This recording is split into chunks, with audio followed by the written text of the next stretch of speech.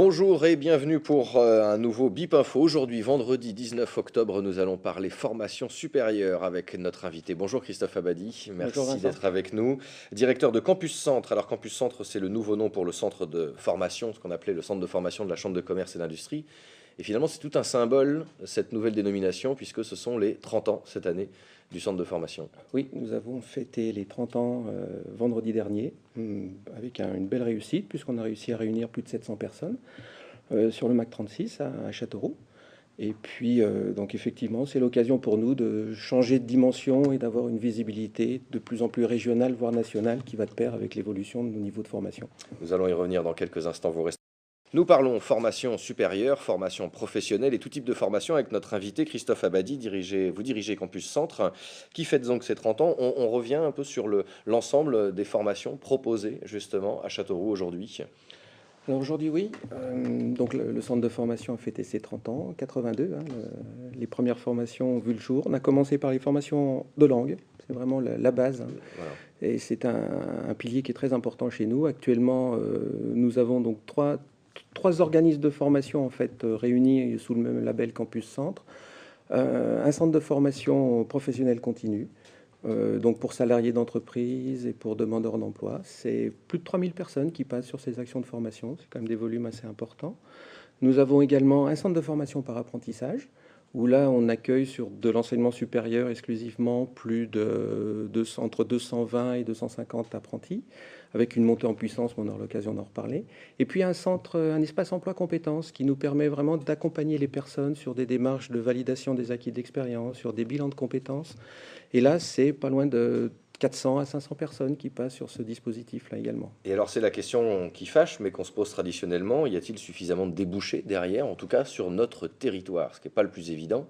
Alors, je veux dire qu'on a la chance de pouvoir proposer des formations en adéquation avec les besoins des territoires. Donc, ce qui fait que pour nous, c'est assez facile de dire que l'on a un taux d'insertion à l'issue de nos formations entre 80 et 90%. Alors, vous allez monter en puissance, est-ce que vous nous expliquez, est-ce que vous allez nous expliquer, notamment avec cette installation qui va se faire sur l'éco-campus, donc entre le centre d'études supérieures et l'IUT, avec lesquels d'ailleurs vous travaillez régulièrement, et ce déménagement finalement va servir à un nouvel élan, quoi, un nouveau démarrage. Oui, nous aménageons donc des locaux, une ancienne friche industrielle qui est située en face du site du centre d'études supérieures de Châteauroux, à proximité de l'IUT, ce qui a permis une réflexion et de créer et de communiquer sur une association qui va être l'éco-campus de Châteauroux. Donc c'est intéressant puisque l'ensemble des acteurs de l'enseignement supérieur, cet ensemble-là est localisé en fait à proximité. Donc ce qui nous permet effectivement, les locaux qui sont en train d'être construits et que l'on aura au printemps prochain, vont disposer de laboratoires de recherche, de salles de cours, de salles informatiques, de laboratoires de CAO-DAO. Donc tous ces éléments-là, en fait, viennent en complément de ce qu'il y a à l'IUT ou de ce qu'il y a aussi dans d'autres lycées sur la place de Châteauroux ou au centre d'études supérieures. Donc on est vraiment sur une complémentarité, une synergie. Actuellement, par exemple, nous avons donc accueilli la première promotion des élèves ingénieurs HEI, HEI. les hautes études d'ingénieurs de Lille. Et actuellement, ils sont hébergés au centre d'études supérieures, puisque les locaux ne nous ont pas encore été livrés définitivement. Et alors la montée en puissance, ça va donner quoi très concrètement? De nouvelles ouvertures, nouvelles... Eh bien, la montée en puissance, c'est que sur nos trois filières, donc dans le domaine de l'apprentissage, nous avons des formations liées au métier de la fonction commerciale au sens large, donc du bac+2 au bac+3, avec une réflexion sur un bac+5 également dans ce domaine-là. Ça sera dans 2 ou 3 ans. Je pense qu'on aboutira à un moment donné sur un diplôme de ce niveau-là.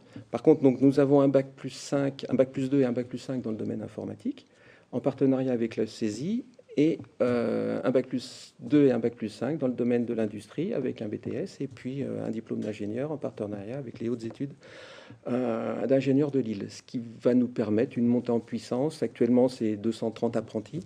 À terme, d'ici 2 ans, quand on sera en activité de croisière, on aura entre 350 et 400 apprentis sur le site, sur le nouveau site. En espérant que le tissu économique puisse permettre que ces places d'apprentissage soient complétées dans les entreprises, localement. Parce que c'est bien d'avoir une formation supérieure de qualité, hein, ça on l'a bien compris, ça sera le cas.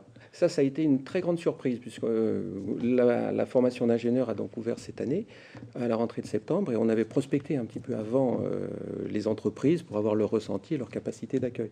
Et en fait, on s'est aperçu qu'on avait quasiment 3 à 4 postes par apprenti. Vraiment, les entreprises jouent le jeu à fond et ont vraiment un besoin sur ces niveaux de formation.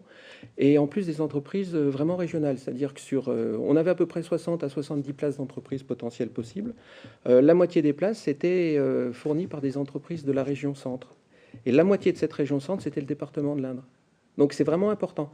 Et ce qui est aussi important, et là on remplit une partie du cahier des charges sur lequel ça avait été annoncé, c'est qu'on a réussi à accueillir aussi et à attirer des élèves qui viennent vraiment de la France entière.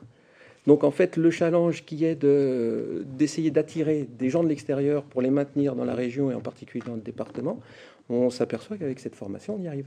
Eh bien, merci en tout cas pour toutes ces informations et on vous souhaite une bonne continuation de cette année scolaire. Merci. Merci Christophe Avelli.